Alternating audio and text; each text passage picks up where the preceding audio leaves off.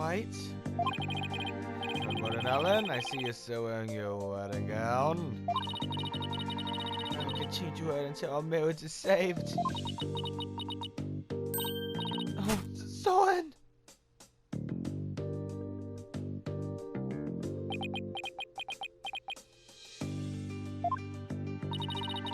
Do you think he came to see how she's holding up?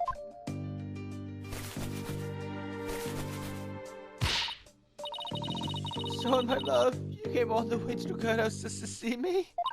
Oh, Sorin, I don't know what to say.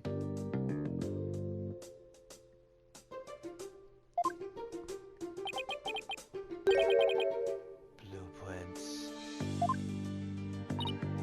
Huh? The active blueprints. I can't find them. Do you know where they are? Oh, they're in your room. Third cell from the bottom on the right-hand side. I see.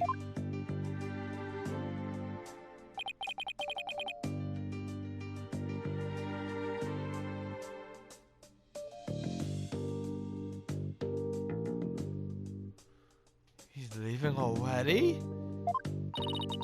Don't tell me he came just to ask about some stupid blueprints.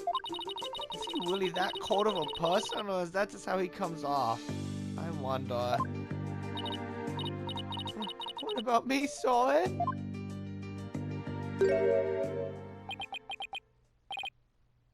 Alan? He's back.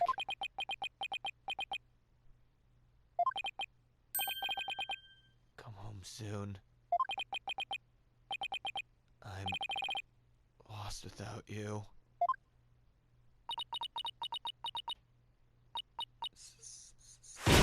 Sorin! Later. Looks like showing your vulnerabilities is the first which capture a woman's heart. You should take notes on this, Nick. Please let me out of this. Anyway, it looks like Sorin isn't big on words.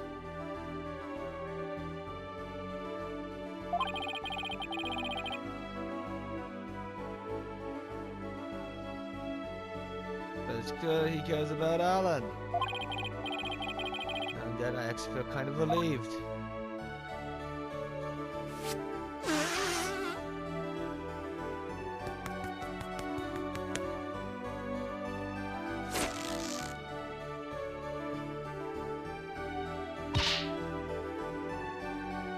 Mr. White, Alice absolutely can't be found guilty. You hear?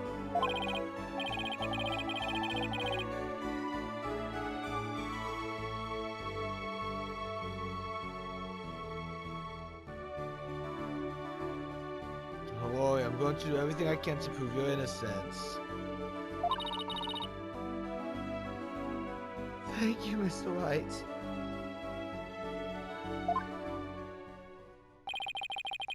The trial's about to start, sir. It's worth knowing him. He's not going to yield an inch. So I just got to fight with everything I've got and save Alan.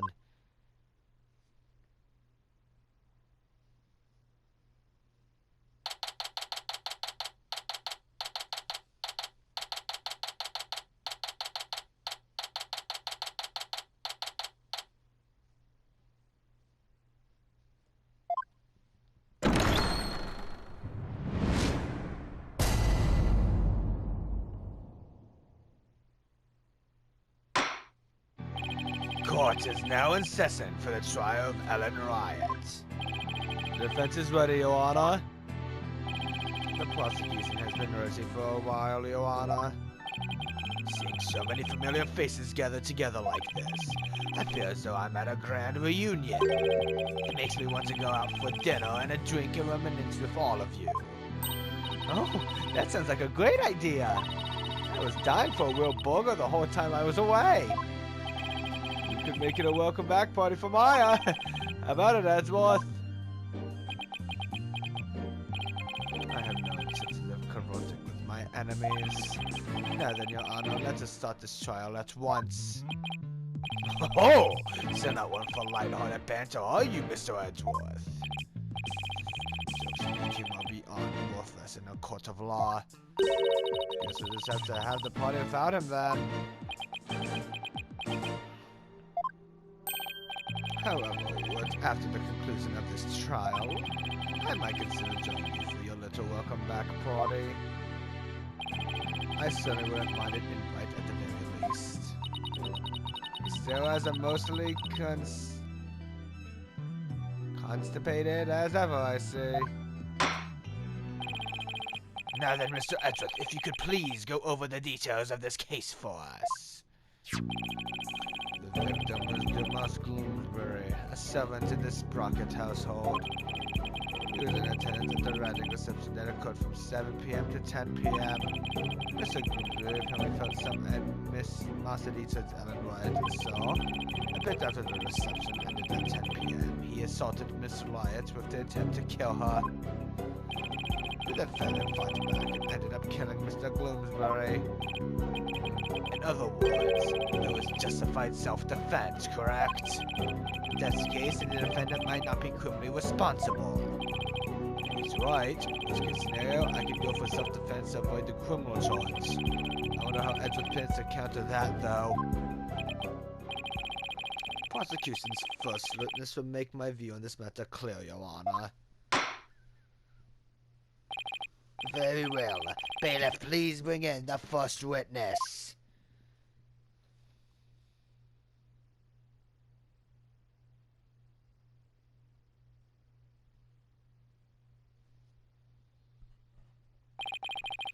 Please state your name and occupation, witness.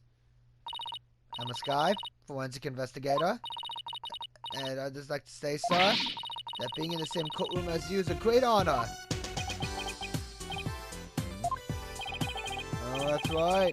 You're a fan of Edgeworth, aren't you, Emma? We're good friends and all, Mr. White. But just this once, I intend to faithfully and fully testify for the prosecution. And I do mean that wholeheartedly. I expect no less from you. Yes, sir. I'm going to do my very best. Looks like you lost the popularity contest to Mr. Edgeworth, Nick. Everyone could kill us besides. Just see who's the better lawyer once I win this trial. Yeah, maybe then you'll actually really kill us. Now, Detective Sky, if you please.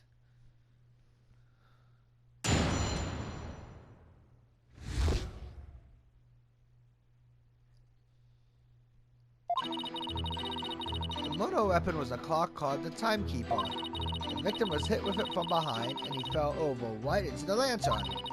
The defendant was spotted then, standing in front of the body, holding the motor weapon. The victim was struck twice, by the way.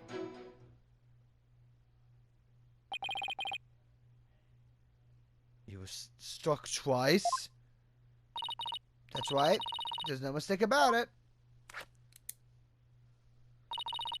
The first blow was to the back of the victim's head. It was hard enough to knock him unconscious. Yet, despite the fact that he had been immobilized by the first blow, the defendant delivered a second fatal blow to the side of the victim's head. Which means what exactly?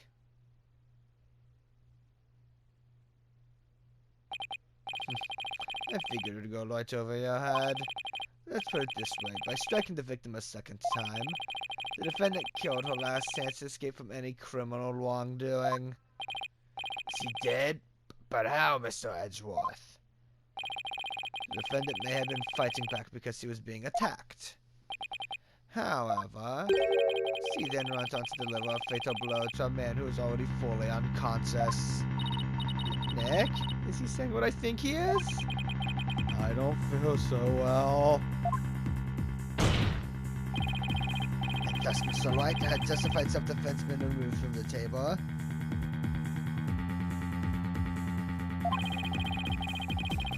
The prosecution intends to prove that the defendant killed the victim.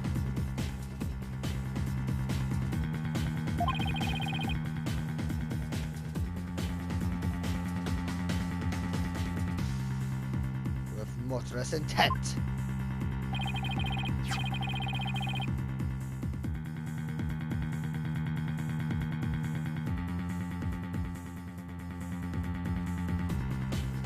Allow me to blatantly submit the victim's autopsy report.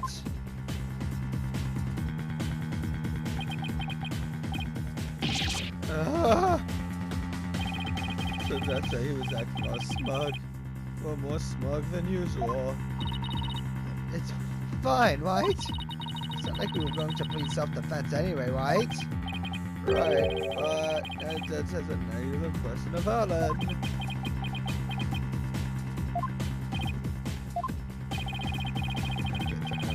Anymore, but he definitely hasn't lost his touch.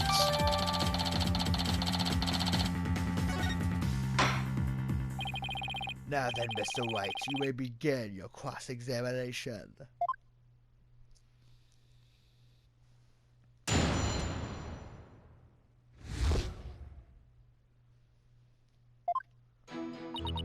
The motor weapon was a clock called the timekeeper. The victim was hit with it from behind, and he fell over right into the lantern.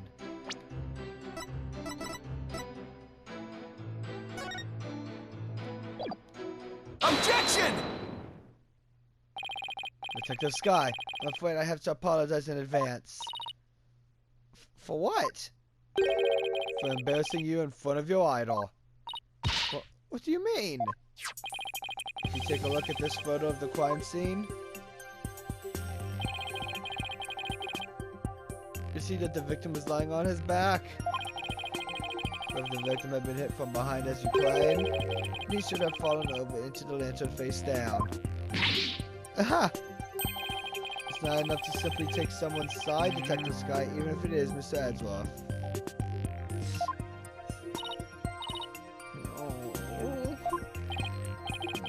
There appears to be a flaw in Detective Sky's testimony.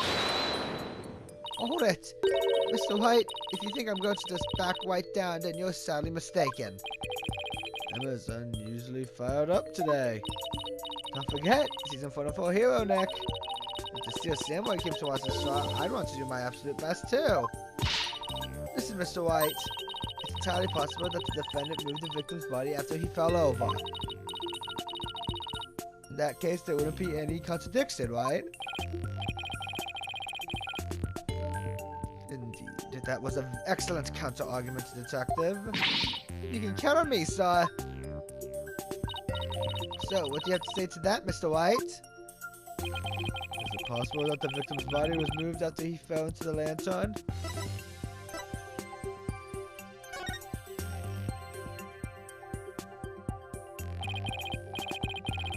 Sorry, Detective, but there's no way the victim's body was moved after his death. Oh, really? And what makes you so sure?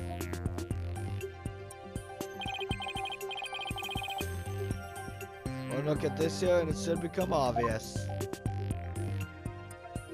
Take that! Those broken bits of the lantern.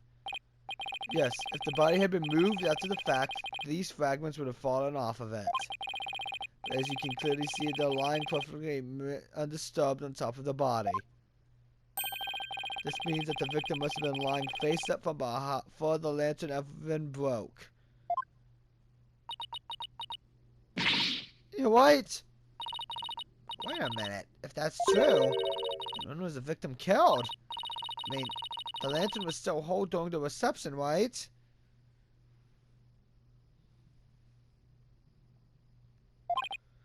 Right, which means you just overturned a major assumption about this case. If the victim was already dead before the lantern was even broken, then the body must have been inside the lantern since before the reception started. In other words, the defense asserts that the victim was killed before the wedding reception. What?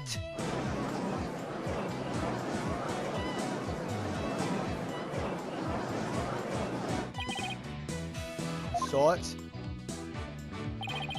When Miss Wright was seen standing in front of the body after the reception,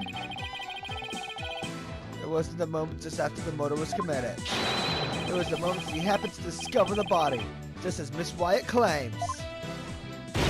Ah! Objection! Whether the act was committed before or after the reception is entirely inconsequential. After all, it was the defendant who prepared the reception hall for the event in question. Yeah, following the moral code, since it's nothing with regards to her guilt. She could have killed the victim before the reception, as you claim, and then tried to hide his body in the lantern after the event ended. Objection! Sorry, but that doesn't make any sense. I mean, where would the body have been hidden during the reception in your scenario? That's... Even you have to admit, Mr. Edgeworth, that this has opened up a new possibility. Do explain, Mr. Wright. Well, if Mr. Wright did commit the crime in the reception hall, that means someone, somewhere, put the victim's body into the lantern. I suppose that makes sense. A dead body couldn't have put himself in there. Exactly, Your Honor. In other words, if the motor accident occurred before the reception, it opens up the possibility that...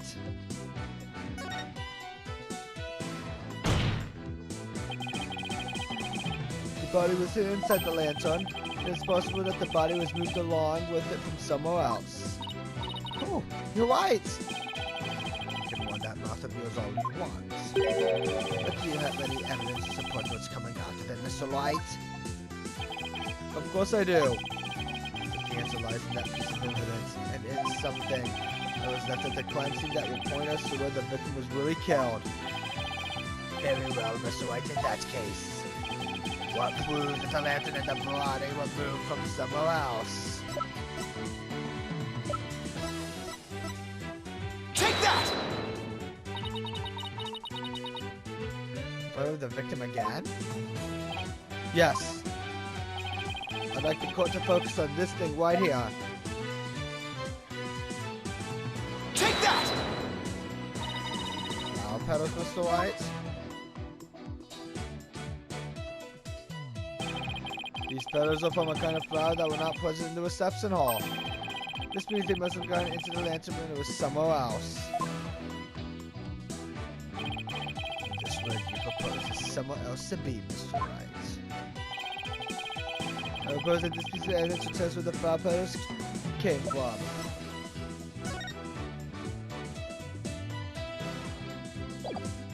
Take that! Please take a look at the flowers in this picture of the hole. Notice how the petals are the same shape as the petals in the crime scene photo? Yes, I see. They do look to be from the same kind of flower. Objection!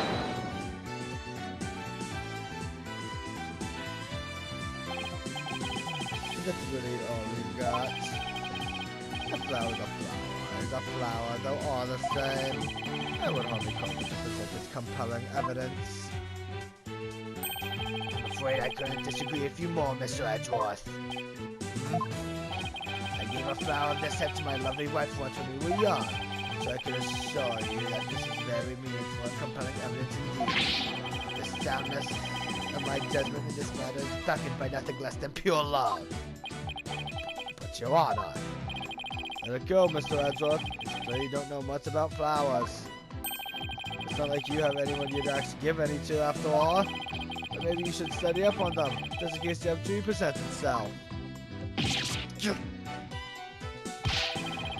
man who only knows the name of the 3 types of flowers. That's totally relevant to the case at hand. The defense asserts it's highly probable that the victim was killed in the hole. The body was then placed in the lantern and moved to the reception hall for some reason.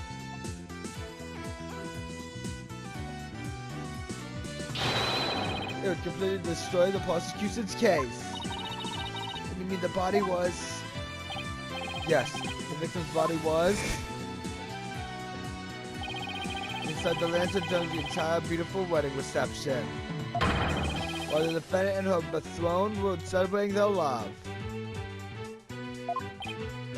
What?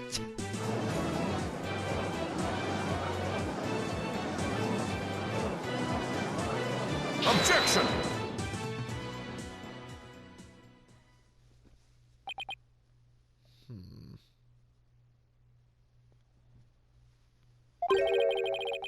This move chalk might work on his honor, but it won't work on me.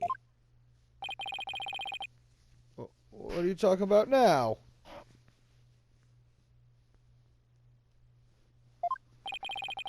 Taking a look at all the evidence and you soon see what I mean.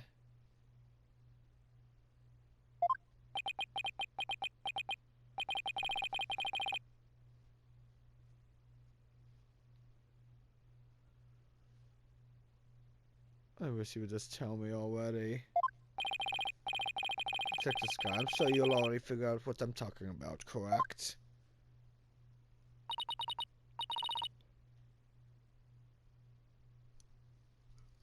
Of course, sir. Mr. Wright is the only one here who hasn't. Why don't you leave this to me, Mr. Edgeworth? Very well. Let's see what you can do. Detective Sky, please give your testimony to this court.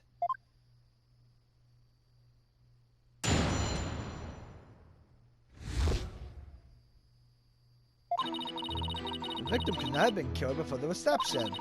The autopsy report states that the estimated time of death was after the reception. And that estimated time of death is correct. There's no way it could be wrong. It's clear Mr. Bloomsbury was killed after the reception.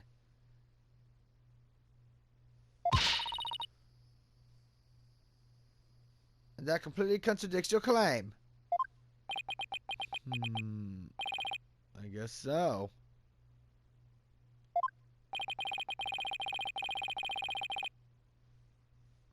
Tell me you took at least a curious glance at the autopsy report, Mr. Wright.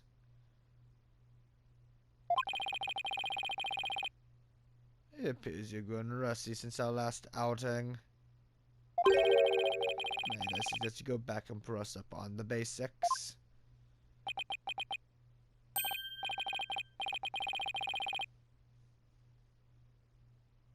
So I must say you're as cocky as ever, Mr. Edgeworth. I beg your pardon? What are you trying to say, Mr. White? I'm just saying that I'll go back to basics if that's what Mr. Edgeworth wants. I'll prove how badly he's underestimated me for good old-fashioned cross-examination.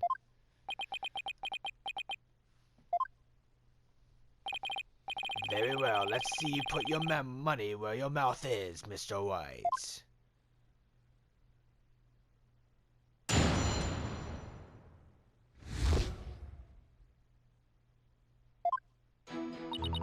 The victim could not have been killed before the reception.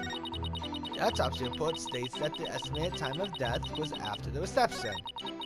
That estimated time of death is correct. There's no way it could be wrong.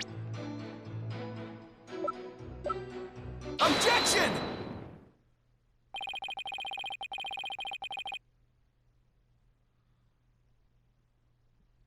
I admit that the estimated time of death does contradict my theory.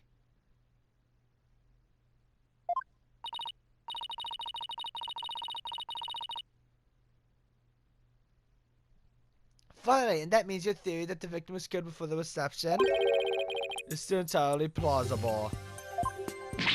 Huh? What makes you think that? The killer could have falsified the time of death by using a certain item in the reception hall. Please take a look at this. And what is that contraption, Mr. White? It's a fog machine, Your Honor, used to create a special romantic atmosphere in the hall. This machine could have been used to falsify the time of death? Yes, Your Honor, because this machine uses dry ice to perform its magic. Dry ice? Ah, yes, the super cold stuff commonly used to make theatrical fog, right? I see, so your claim is that this dry ice was used to keep the body cold? Oh.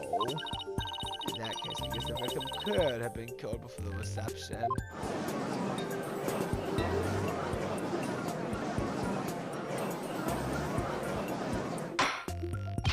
Order! Order in the court! Well, Mr. Edgeworth, what do you have to say about this development?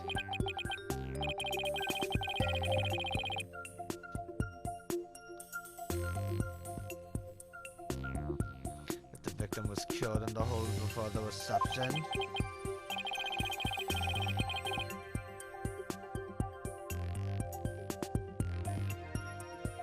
The prosecution acknowledges the possibility of this claim.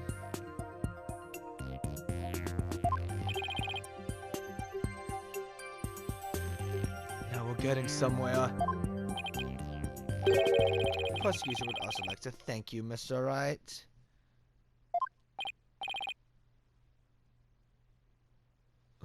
For what? I don't know how a certain piece of evidence fit into this case, but now thanks to you, I do. What piece of evidence? To get into the hold, one needs a key card like this one.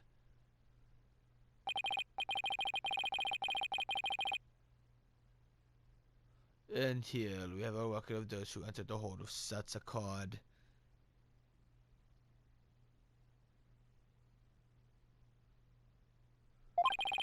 The time is unspecified, but there are the last 3 entries on the day of the murder.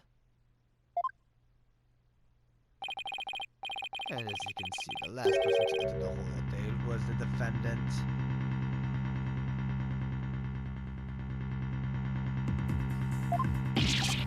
What? So the one who moved the body out from the hold must have been...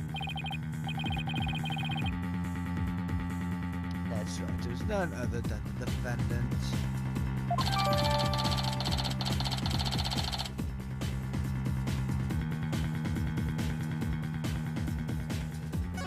Hey Nick, take a look at this entry record.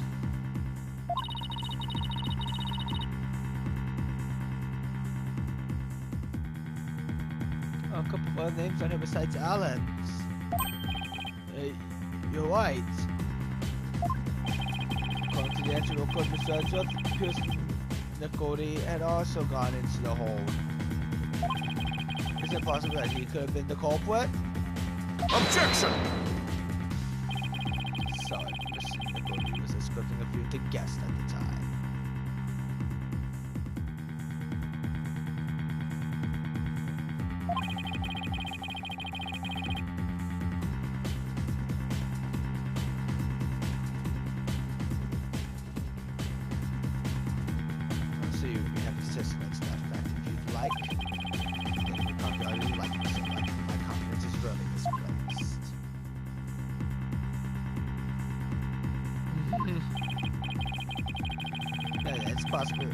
Probably safe to assume that after killing the victim in the hold.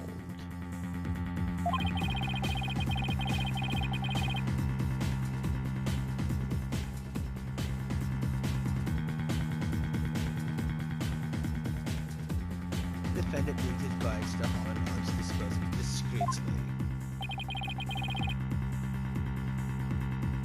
What do you mean by discreetly? The defendant volunteered to take care of the reception's cleanup personally.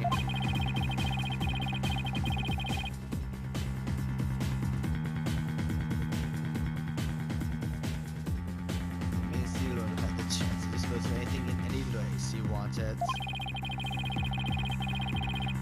including taking the lantern off the airship without raising any suspicion.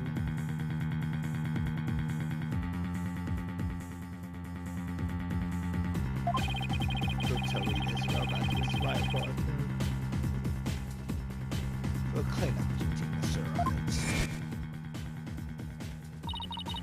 My last task as a servant of the Sprocket household, I often take on the preparation and clean up the reception banquet. I see.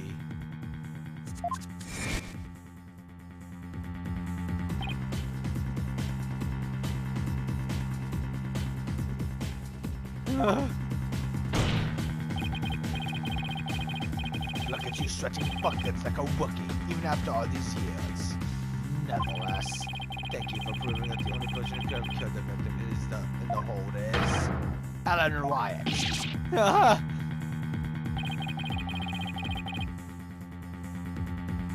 Good job, Phoenix. Now we're back to square one.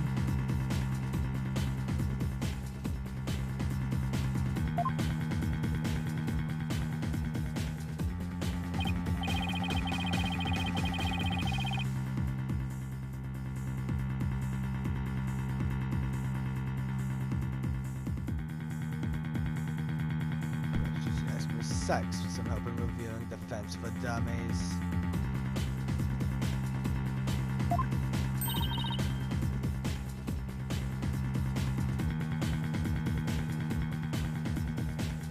to go, sir. Get me started in a cold sweat.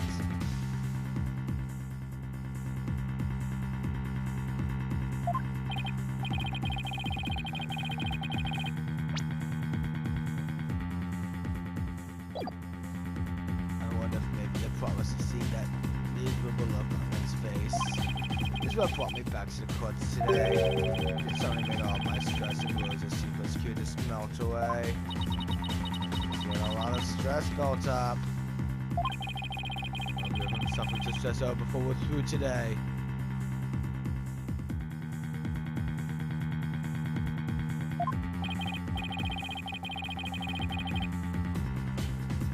Your Honor, the prosecution asked that you whether your verdict at this time. Before that man of interest in further according to cast of his meaningless bluffs. I see, Mr. Wright. Are there any less meaningful bluffs you'd like to present to this court? Why does he have to assume it would be a bluff?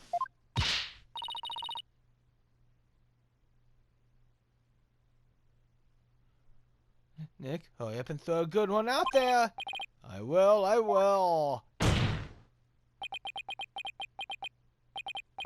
Well, alright, let's see. I've got it. How do you know it was Miss Wyatt who used her key card? After all, if it turns out that somebody else used her card, it would mean Miss Wyatt didn't do it. Interesting. And are you able to prove this bluff to be true? I assure you I'm not bluffing, Your Honor. Well, now what? Wait a minute, Nick. I can think of a certain somebody who might have used Ellen's key card. You can? Remember? The one who was sneaking around the hold, in spite of not being a family member? Oh, that's right.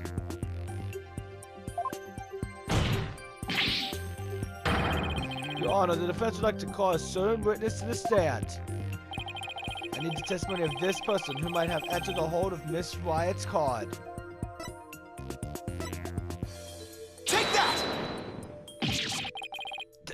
That's your witness? Are you saying that that numbskull was on that airship? He never breathed a word about that to me. That's not surprising because Mr. Nicody told him to keep quiet about it.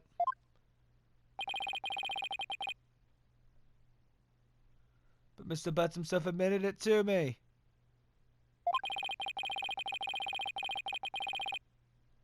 He claims to have found a way to sneak into the Flying Chapel so to see Miss Wyatt.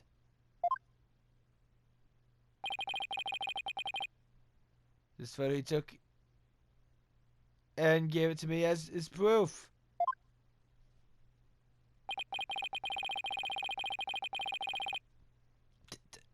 Then it was he who moved that lantern with the body inside to the reception hall? You know as well as I that with him anything is possible. And this is one possibility we should definitely look into.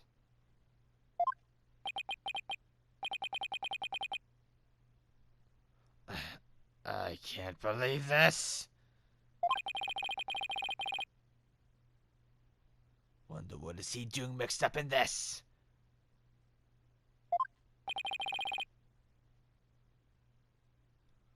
Come on, Mr. Edgeworth. Remember what we've been saying since elementary school? When something smells, it's usually the butts.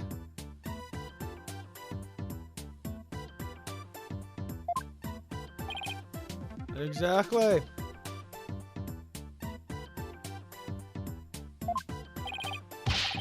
That's Larry. He'll pay for this. Well, if you want to extract your payments now, he's right up there in the gallery. Bailiff, seize the witness before he makes a run for it. No! Why does this stuff always happen to me? Sorry, Larry, but you brought this on yourself. Let us break for a 15-minute recess. I ask that both sides prepare for the next witness's testimony during this time.